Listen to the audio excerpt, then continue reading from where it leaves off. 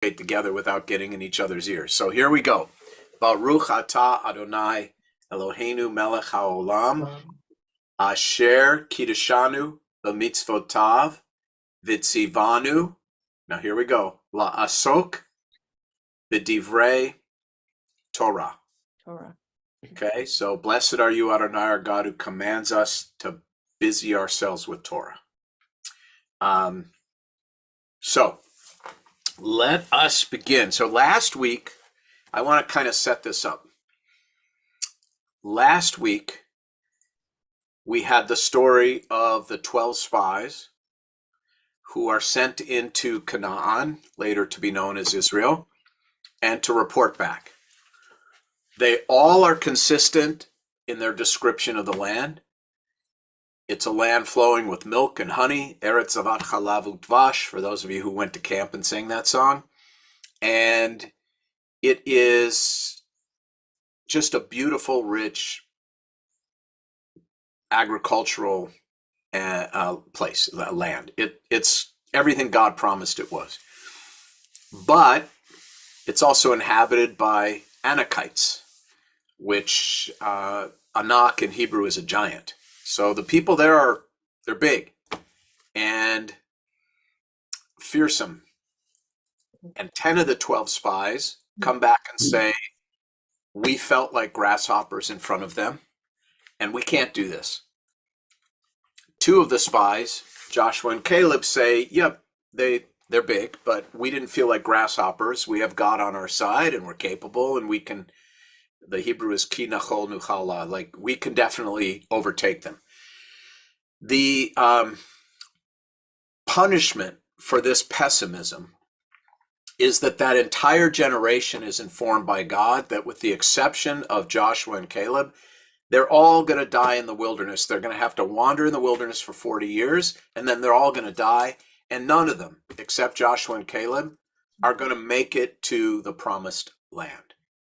Now, I'm saying this and setting it up this way because I think it has a lot to do with what happens next this week and what we're going to be studying together today. In other words, let's understand today's Parsha in the psychological context of what these people experienced just before this week's Torah portion, which is essentially being told, you have no future.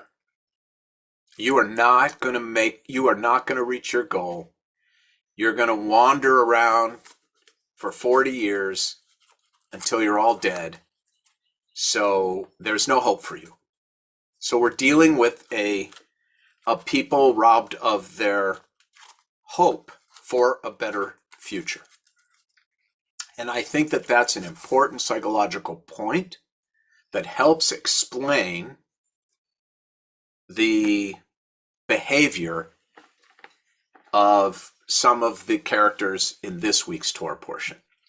You probably can't see it, but behind me on my shelf is Winston Churchill's The Second World War, 5 volumes. It's for those of you, if you haven't read them, it's just staggeringly good. The first volume makes a point that was not unique to Churchill, but I think is accurate and germane to today's conversation, which is, had Germany been treated differently by the Allies in the aftermath of World War I, they would not have been vulnerable to a Hitler and to starting another world war to conquer and dominate. Those dynamics of a people that is kind of dispirited and hopeless, humiliated really in World War I, led to some pretty the most aberrant 20th century behavior of any leader or nation on earth. And the psychological perspective is that it's because the world rubbed their nose in it after World War I. It's part of the reason why there was a Marshall Plan after World War II, because the idea was if we don't rebuild, and then we're going to have World War III in another 30 years. So anyway, that's volume 1 of Churchill's Second World War in a nutshell, but it's an important point for today. When a people is humiliated and told that, you're on your own and your future is not bright, terrible things can happen. So that's the context of this week's Parsha. Any questions about that? Everybody with me? Yeah, Penina, make sure you unmute. Okay, I did a little research. I called a friend, and we looked at the word latour, which means to check to see if there is law and order. The word latour comes from a root that's yud resh hey yaro, to hit to the target. And when you are standing in line, in Hebrew, you call ata omed bator. You're standing yes. and the word tor means to be in order, in certain kind of a system that there is an order to it. Right. And the word Torah comes from the same root. So when they send the spies, latour et haaretz, it means to check it out and see if there is any law and order there, any kind of system. And when 2 of them came and said it's okay, and the other said no, the majority, of course, ruled because they got scared and they didn't go in. But I thought that it was interesting to see that they used the word latour et haaretz, to check and see if there is law and order, which brings me back actually to what you just said, that the conditions of the land kind of like promotes other actions. That's right. To happen. That's right. That's okay. Right. Exactly. Thank you. So, okay, now let's go to this week and see how being informed last week, obviously there's much more than a week's time between these actual events, even if they're mythological. But let's now see how that affected their behavior today. And then we're going to look at our modern day current climate and see if we can understand it in that context. Okay. So, Marty, you're back with us. I'm with you. You got your beautiful bride behind you there. So, 3 years plus, yeah. And all right, so let's start. We're just gonna. I think what we're gonna do is get the whole thing behind us. Everybody mute except for Marty, and off we go. Marty, chapter 16, Numbers 16, verse 1. Now Korach. Right. Now Korah, son of Izhar, son of Kohath, son of Levi, betook himself along with Dathan and Abiram, sons of Eliab, and on son of Peleth, descendants of Reuben, to rise up against Moses, together with 250 Israelites. Just Marty, 1 second. Yeah. I want to point out here that we have rebels now from various tribes. This is not only, so the Levites clearly were, after the golden calf, they were given the responsibility of being the chief religious leaders of the community. And this rebellion that we're about to read about, Korach was part of that Levitical tribe, but Datan and Aviram, his sidekicks, were not. So this is an indication that this is a widespread issue of discontent. Okay, go ahead. All right, so together with 250 Israelites, chieftains of the community, chosen in the assembly, men of repute, they combined against Moses and Aaron and said to them, "You have gone too far, for all the community are holy, all of them. The Lord is in their midst. Why then do you raise yourself above the Lord's congregation?" Okay, let's stop there. Now, this is their platform. This is their critique, right, of Moses and Aaron, Moses' brother, who was the high priest. Let's look at it super carefully, okay?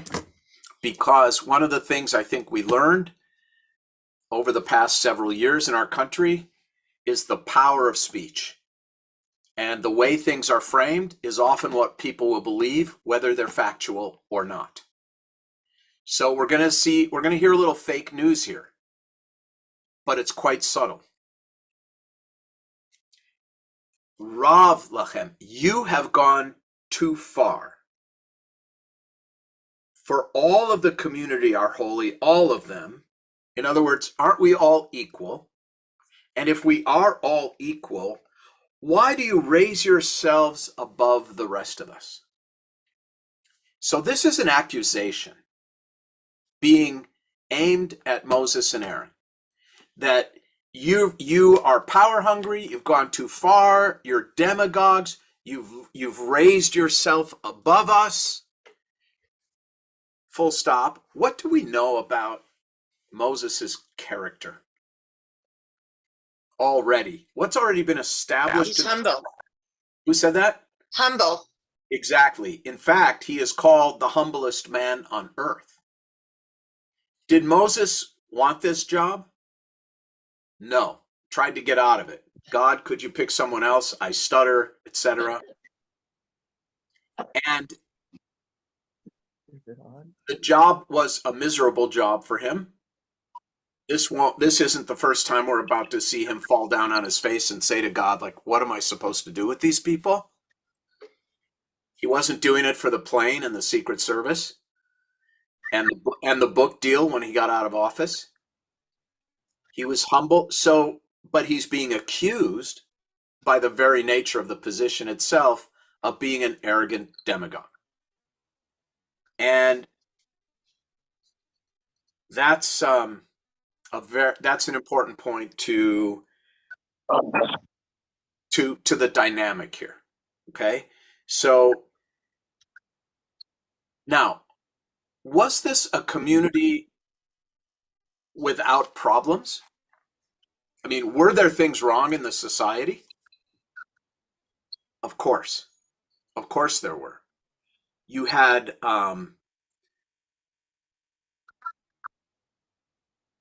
this idea that we have no future, we don't matter, our lives don't matter, we have no purpose. There was discontent. There were real problems in the society, problems that today we would say the problem of people who have no hope.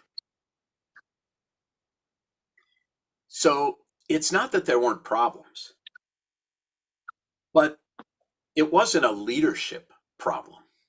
It wasn't a problem of Moses and Aaron being demagogues.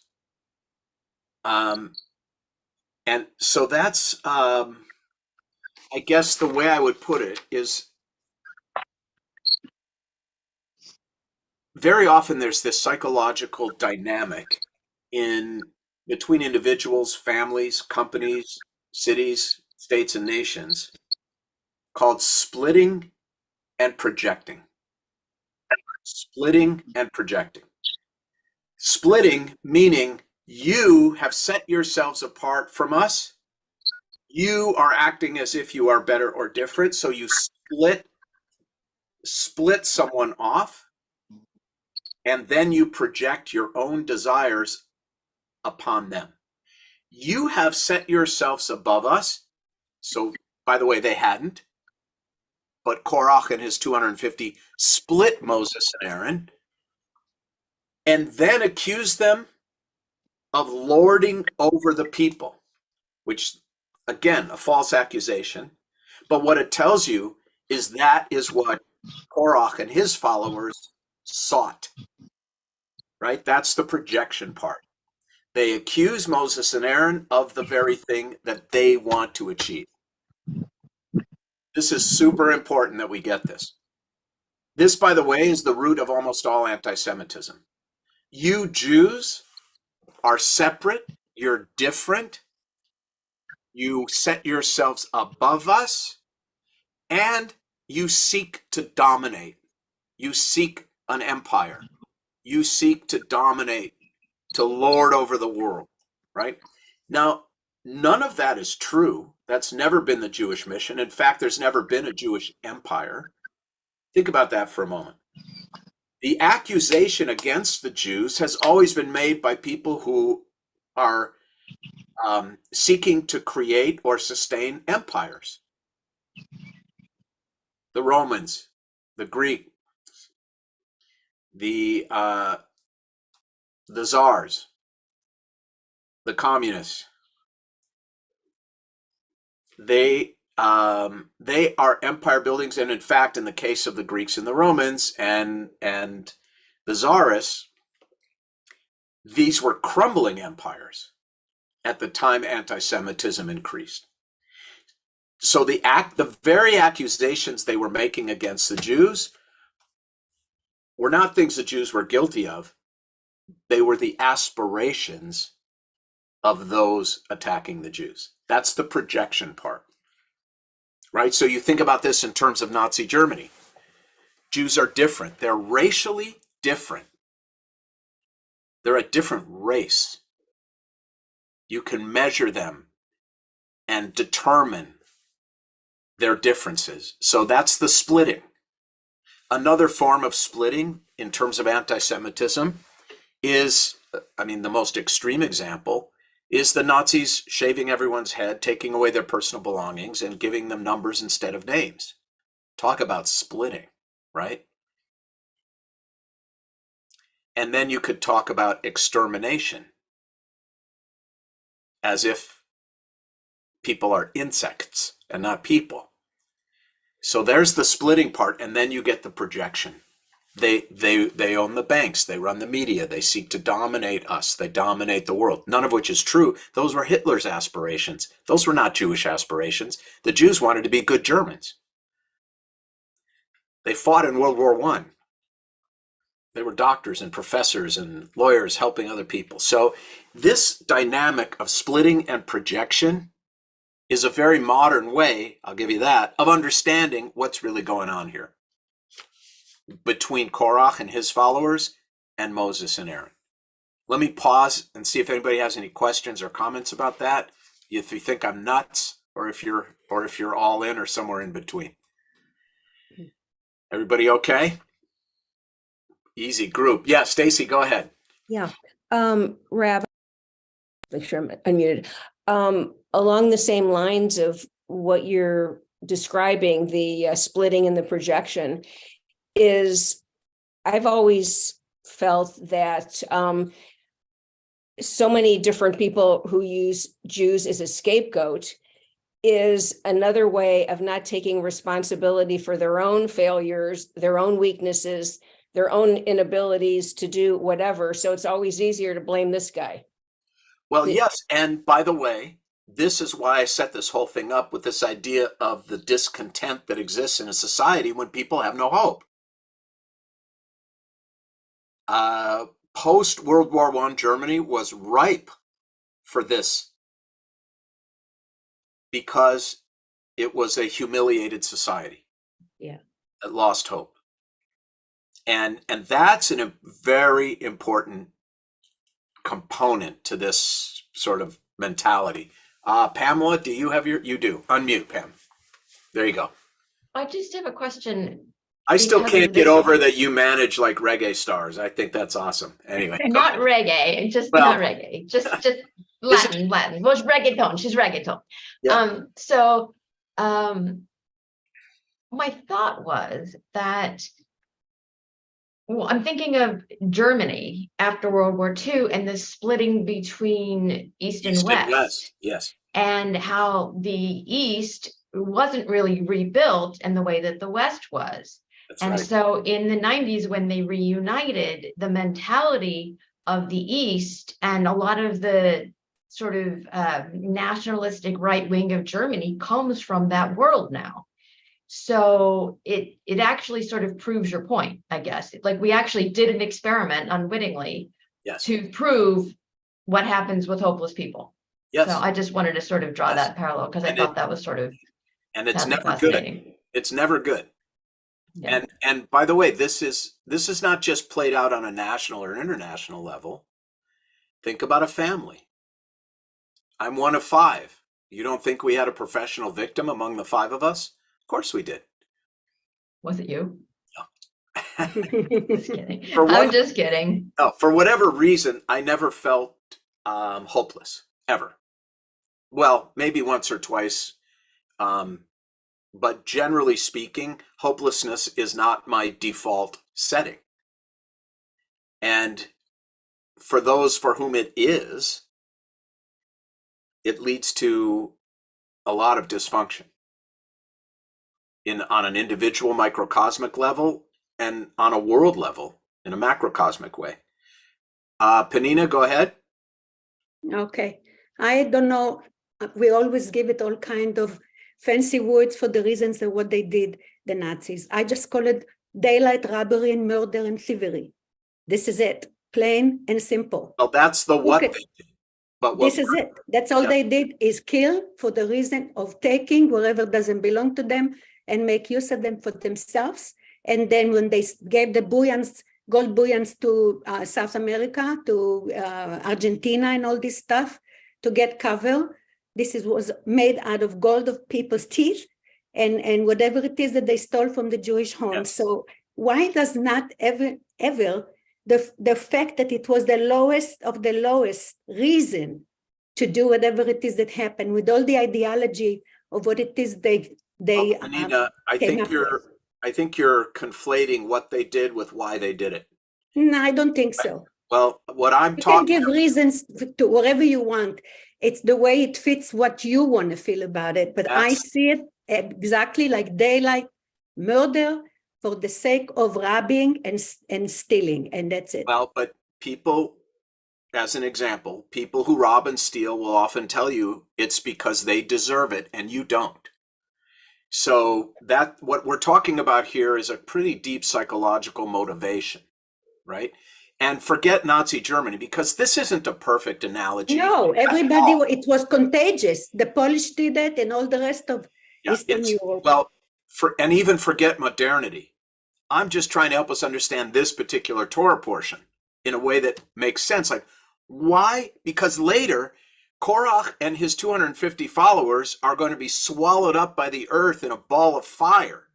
And from the outside, that seems like pretty harsh punishment for a guy who's just saying, hey, don't we all believe in democracy? Aren't we all equal? Well, we dropped the atom bomb in Japan, so there we go. Okay, now what makes you above us, etc.? So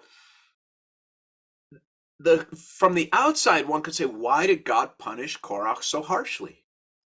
What's wrong with saying, hey, in a democracy, aren't we all equal? And there's a difference, by the way. This is one of my pet peeves. This diversity, equity, and inclusion. Equity is the wrong word. It should be equality, right? Equity means everybody gets a same size slice of the pie. That's equity. Equality is that everyone should have the same opportunity. Equal opportunity, right? So it really should be equal.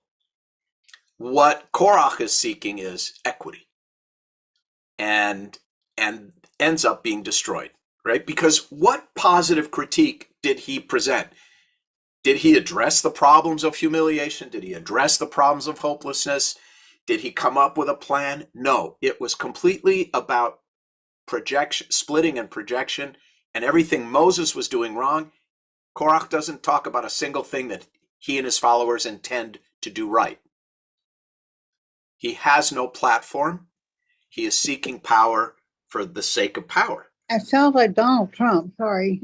Well, I did say that there were some pretty interesting modern applications to this.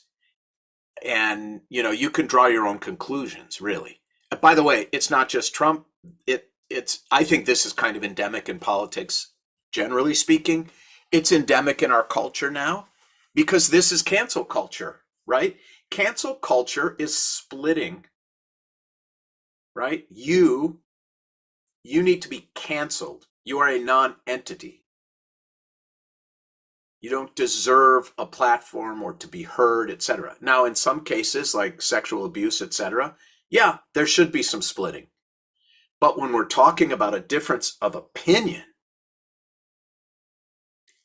and people get canceled, that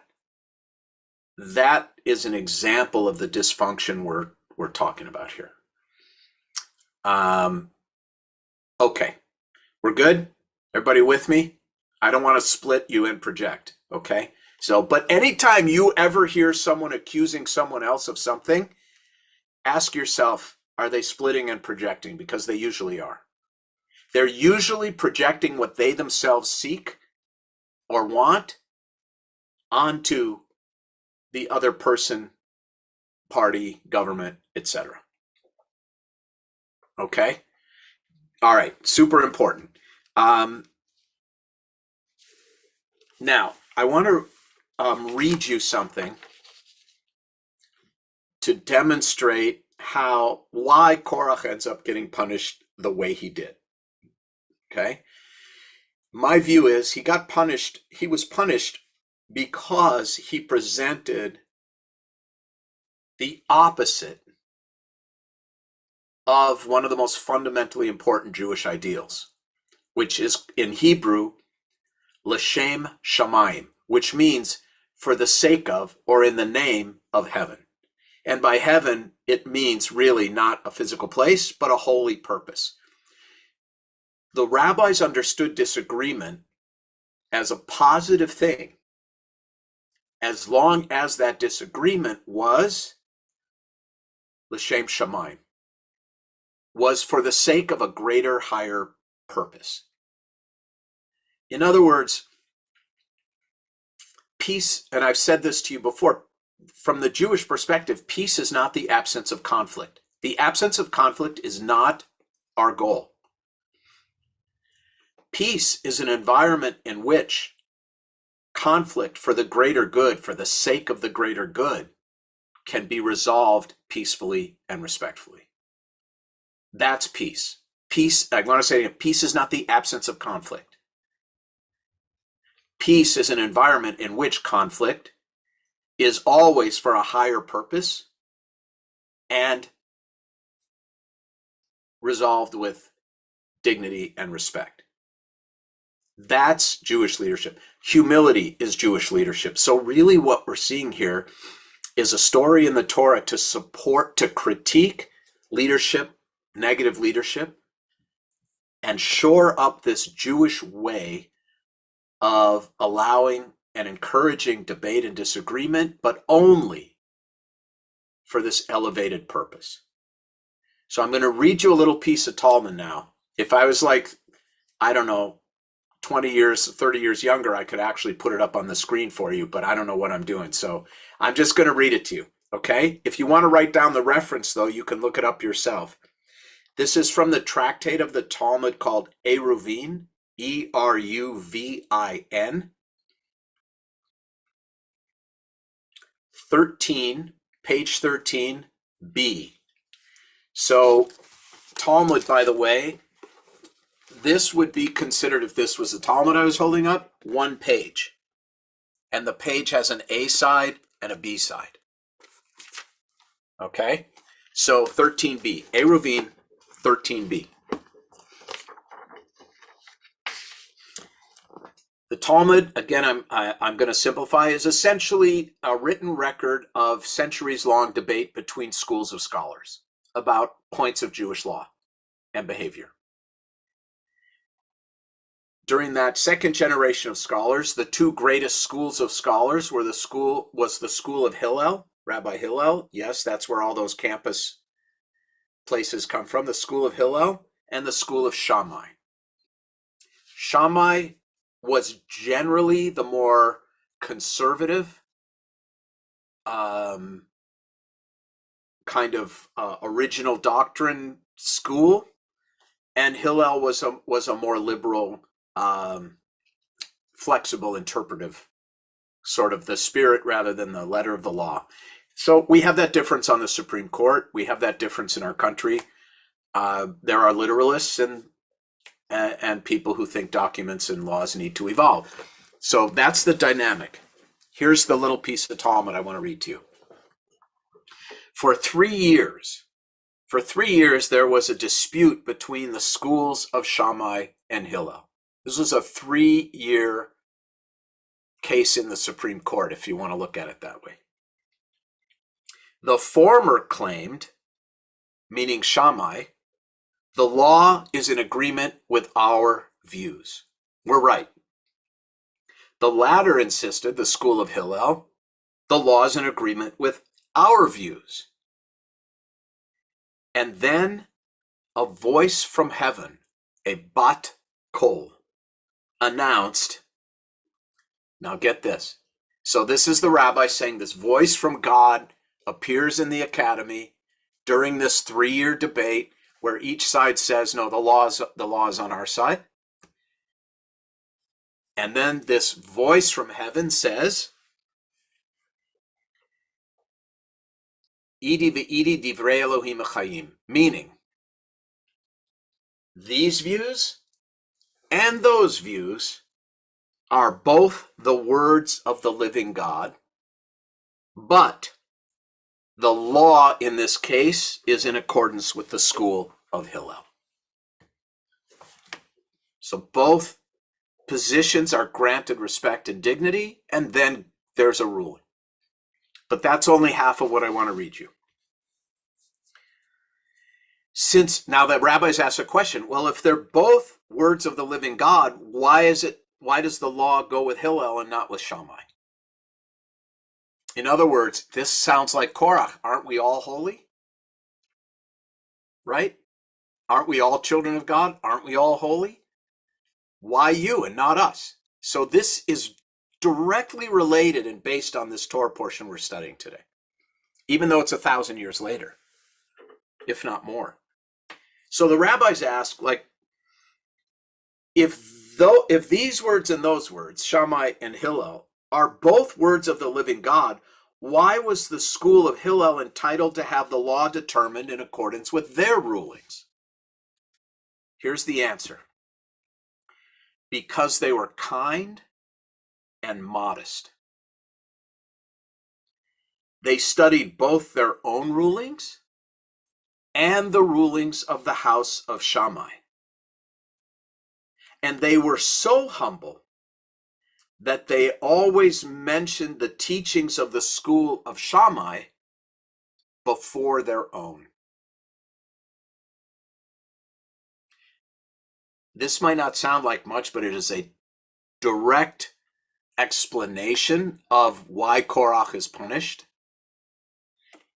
It is a very clear articulation of Jewish leadership. Jewish leadership and the way of resolving disagreement is to listen, is to understand the other person's position so well that you can articulate it yourself,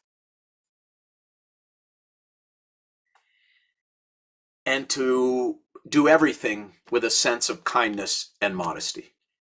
That is peace. That is Jewish leadership. Now, do we always achieve this ideal? No. But this is the ideal. And Korach is antithetical to that ideal.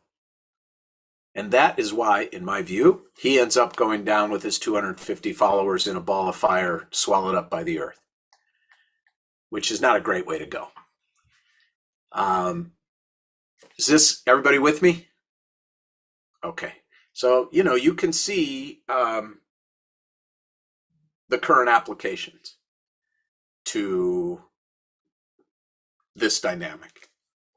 And it all goes back to whether one's leading b'shem shamayim for some greater goal, some sacred reason, or your own ego and dysfunction and needs. So this could have been written today, but it was written 2,000 years ago and the Torah portion more than 3,000 years ago. So I guess the good news and the bad news is the world hasn't changed very much. and the Jewish position and way of leading is still enormously important. Eric, go ahead. Unmute though. Make sure you unmute. Can't hear you yet. There you go. Both sort of balls of fire to consume the minority on the Supreme Court, aren't we? Right now, Wait, say it again. we're short of balls of fire to resolve these issues. I mean, now it's just people talking to people, and we were talking about the Nazis just a little while ago. Yeah. And nothing. I mean, the ball of fire consumed the wrong group there. There, you mean in Human ball of fire. in Korach, or No, yeah, in Korach had the divine balls and so forth. yeah, he had it coming. Yes, yes, But people now that have it coming don't. It's rare to see divine intervention to make it come. yeah, and I don't think there was even. I mean, this is not a history book we're reading in the Torah. It's a myth, and remember, a myth is a way of describing how human beings behave. A myth is about the dynamics of the human condition. But this is a myth that purports to offer the exact rules and standards for humans to behave with. Correct. Exactly right. This is a myth meant to teach us about good leadership and bad leadership, Jewish leadership versus political gain, etc. And this and the point I'm trying to develop here is this was sustained through all of Jewish life and is still to some degree today. Israel is a very concerning potential exception to this dynamic. And again, these breakdowns tend to occur in empires that feel they are crumbling. Of course, Israel lives with this existential threat of not crumbling from within, although we're certainly capable of that, but of the pressure being exerted from the outside. I don't want to turn this into this conversation about that submarine. But also there are balls of fire in the arsenals of both Israel and other countries around. Yes, and I was about to make the point that submarine that sadly imploded. It imploded. It didn't explode. It imploded from external pressure. That's a dynamic in Israel all the time. It's not only explosion, right? Outward, pressure from the inside.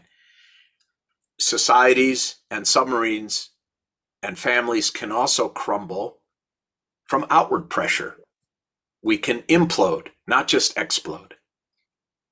And it's all a temptation to lead in the wrong way and in the wrong direction and in the wrong kind of society.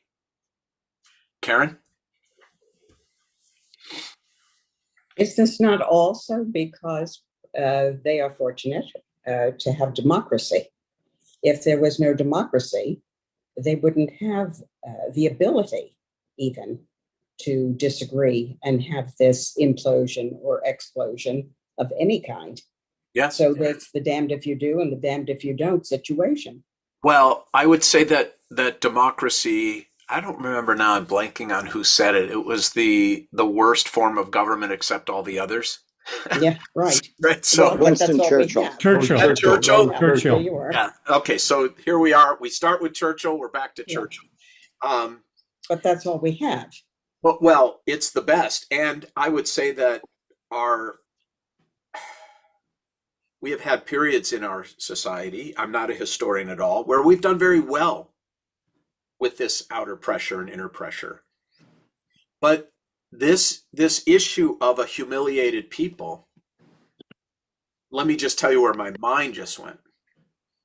When I was in college, I was an English and writing major, and I took a class called The Art of Southern Literature. Southern literature is the only, well, this was the professor's claim at least, the only regional literature in America. It has its own genre, right? There's no California literature or New York literature. The regional literature of America is the South.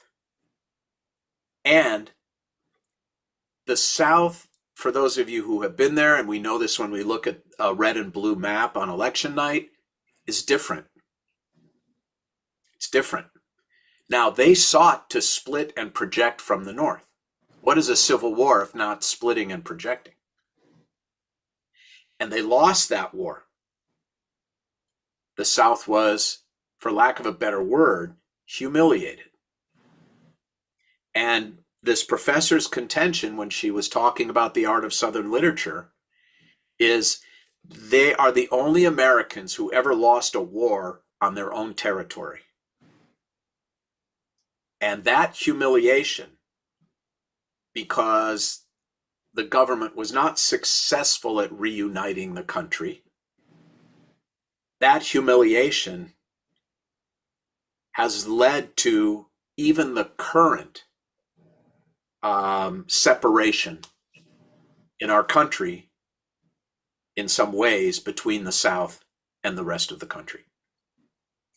So this dynamic plays out, and it plays out in democracies, just not in a democracy threatening, not in a lethal kind of way. So for me, whenever I read this Torah portion, I'm just amazed at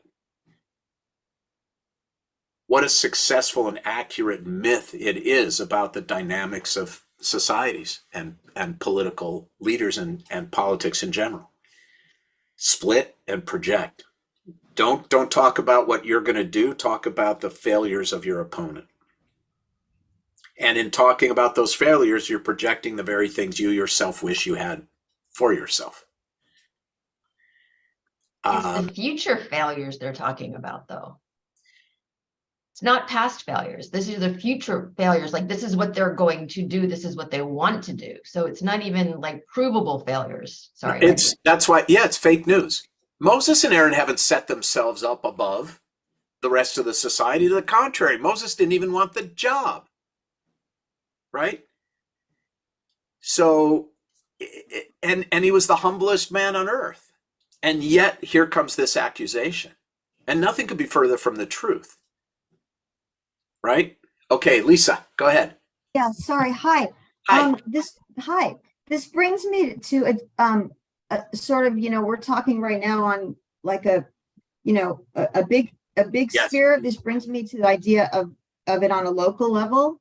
So I'll just say this really fast. Sometimes, because I live and I grew up in the Fairfax area, I grew up on a street with all Orthodox, except for us on Alta Vista.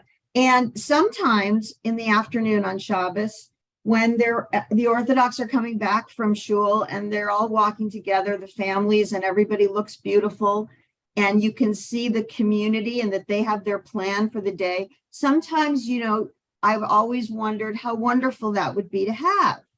And part of that is that, a lot of that group of people, they're also in business together. This is the historical thing. And so when you're in business with people of the same culture, sometimes you have things a lot easier. And I'm noticing that, what you're talking about here, or you could make the Jewish joke, until we're yelling, we're not really talking. I have a business where I work with all different kinds of people, and I'm raised in the world should be global, and I went to international programs and blah, blah, blah, blah. Well, sometimes I have found in dealing with people of a different religion, specifically the dominant American world, which is the Christian religion and culture, the thought of bringing up an argument, because I'm a writer and a writing consultant, so we got to talk about what's going on here. And that dynamic I have seen make people very, very uncomfortable, that don't come from what I come from, which is you're talking about the higher good. My higher good is let's get the best manuscript we can, but we got to get into it. I can't sit with my hands folded. And that dynamic is very difficult, you know, because sometimes then you get the label, you're aggressive, you're argumentative. No, I'm trying to do the best job possible. Yes, but it is perceived. It is perceived. But right. So it brings me to the idea that, you know, maybe this idea that, you know, I should be able to work with everybody and everything is global and we should all, you know what? It doesn't always work. Maybe if I had been like my grandfather and his brothers, they were all in business together. I'm sure they yelled till the cows came home, but they got it. They didn't have, I'm saying they didn't have that issue. Well, so maybe this idea of everybody working with everybody, while it's very modern, it's difficult. Yes. And well, I think again, we're getting back to this difference between equality and equity, right? Because resentment comes from believing you don't have one or the other. And that creates this hopelessness. And I would say in your case, you know, Lisa, I'm not sure, I'm not in the room for those conversations, but who's ever hearing you feels, doesn't mean it's because of you, but feels somehow belittled or humiliated. And it's deflating. And then they start projecting. And so this is a very common and very tricky thing to catch because we all engage in this one way or another. Right? There are two ways to look at those red marks from your teacher in elementary school. And the way we teach our children or grandchildren to react to critiques, assuming the critiques are done for the appropriate reason, then it's l'shem shamayim. It's for the sake of something greater. Right, but what I'm saying is that perhaps the idea that I'm raised with and that people of my age are all raised with, that we should be able to do everything with everybody because we live in an interconnected world and all that is wonderful. But then you're in your office dealing with dynamics that frankly are a total pain in the ass and have nothing to do with the project. But those dynamics exist intra and inter. They exist between Jews too. They do. It's not so much a cultural difference as a, for lack of a better way of putting it, a kind of human difference and the way we treat each other. So my father and my uncle were in business together. I don't think you could get two more similar people genetically, being raised in the same home, same two parents. We lived one house away from my uncle and aunt and cousins, but they hated each other and screamed for 60 years at the scrapyard. So I think that I don't think that this is about inter or intra. I think it exists in both. And I think the short answer here is that people have a chip on their shoulder, let me put it in a general way, they generally split and project. And so the more we can help people get the chip off their shoulder, the more peaceful, and I mean that in the Jewish sense, I don't mean lack of conflict, but the more peaceful environment, family, marriage, whatever, we will have, right? So it does us no good to belittle. Not that you were. This is a separate. I'm talking more. No, I'm just. I guess I'll drop it. But I guess what I'm talking about is a deeper kind of cultural look, influence that I've noticed because I've noticed it a lot. Yeah, well, look, you're talking to a guy who chose to spend most of his life within the Jewish world and the Jewish people. And the reason is, for me, that's where I can have conversations at the level of for the sake of heaven, right? For the sacred and the holy and up here. Talking about widgets and performance goals and sales goals, for me, had no elevated higher purpose. Other than, making money, which is nice, but it's not a purpose. Okay, let me just check here. We have 5 minutes. So Rabbi, may I please speak? yeah, go ahead. And then You I've did the got something lesson fun. about Hillel and Shema, the answer from God. And Hillel was chosen because they thought more highly of their other That's right. counterpart than That's themselves. And that is the answer to peace right there on a global level. Muslims and Jews and Christians, they play soccer together. They used to hate one another. We've got to get our egos out of the way. We've got to come together around the world in music. We've got to, eventually the hatred's going to go away and it's going to change by the miracle of Donna, God. I know it. I have to say, you're right. And Aretha Franklin said it best. RESPECT. Yes. Now, Thank you, Rabbi. I want to end the teaching with that, and we're going to play a cute little game because I want to share something with you that I received as a birthday present a few days ago, and I just thought we should end on kind of a happy note. So look what I got as a gift. This is a Jewish 8-ball, answer your question ball, okay? And all the answers are Jewish answers to questions. So we're gonna play a little game. Okay, I'm just gonna call on a couple of you. You can ask me any question you want, and we'll see. This is now how I'm going to counsel people. I'm just gonna use this. Okay, are we ready?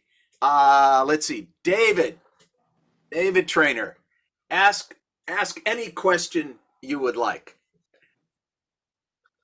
One of the best sermons you ever gave was the bent arm, straight arm sermon. That's a shorthand, so you remember that. And it's always no pun intended, right?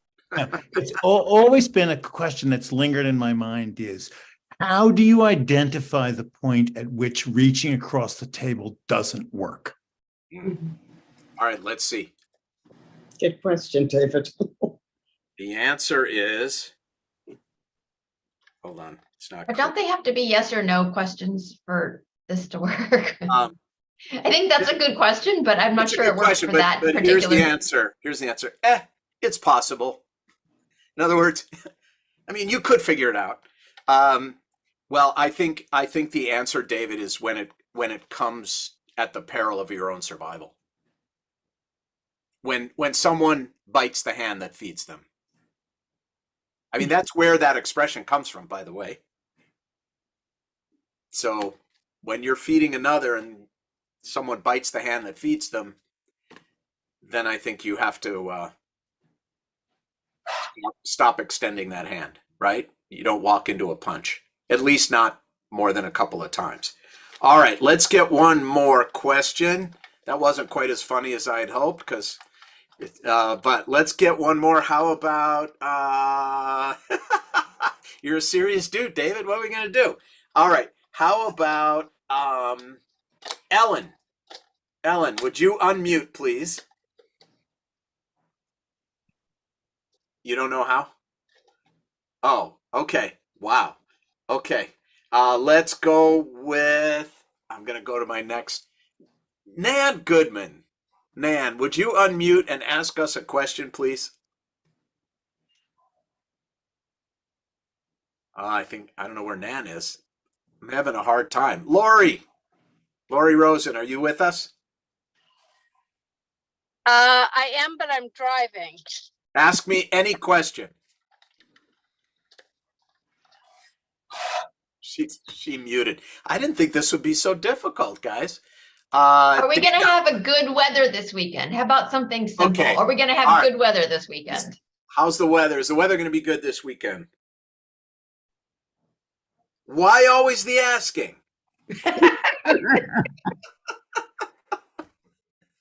All right, one more. Dana, ask me a question. Hi, Rabbi Leder. I have a question that I actually put in the chat. Is this our last study group ever, or will you be doing more of these in the future? Let's see. This says,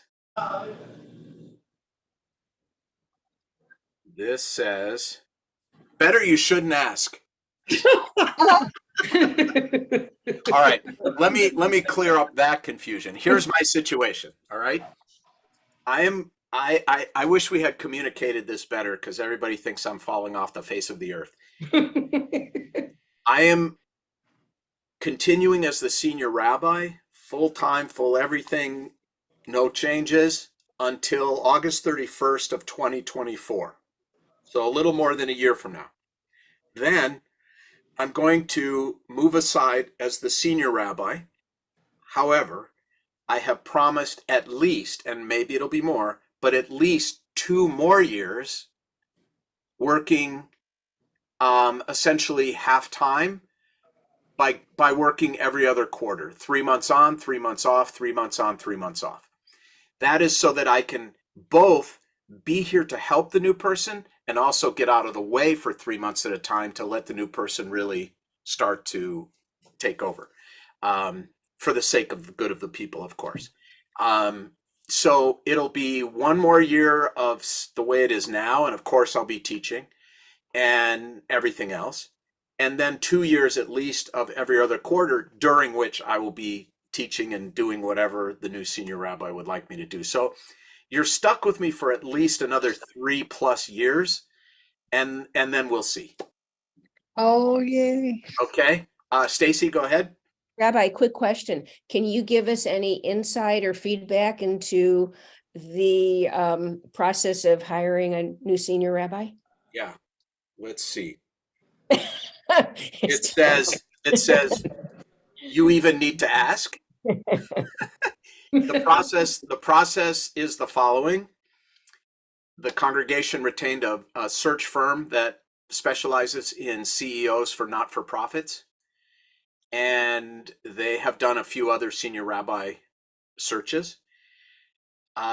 What I know at this point, and by the way, I have spent 1 40-minute interview with them, and just like everyone else, and I have been outside of most of the process, which I believe is appropriate, because the board has to step up and do this, and this is a decision that the future will live with every bit as much as the present.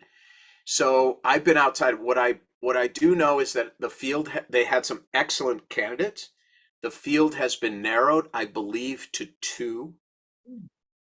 I don't know who they are. And there's a process going on now to sort of vet, interview, etc. Once they get really narrowed down, I do believe there'll be an opportunity for everyone to meet these people and be engaged in this process. And but exactly when a conclusion will occur, I don't know, Stacy. If I had to guess, I would guess probably sometime this fall. You're irreplaceable, hard act to follow. Well, I'm not going anywhere, so don't worry. Okay. And with Zoom and everything else. You can marry me. Well, how about I officiate at the wedding? I don't think I can. September. Okay. All right, guys. September. So, thank you for asking, everybody. Everything's good. Now let's see. Is everyone going to have a beautiful summer? Yes. Let's see. The answer is you could do worse. God forbid. Jewish. That works. You could do And worse. you come All to right, me on listen. a summer breeze. Shabbat shalom, everybody. Shabbat shalom. Good to be with you. Thank you, Bye-bye. Rabbi. You're welcome. Thank you.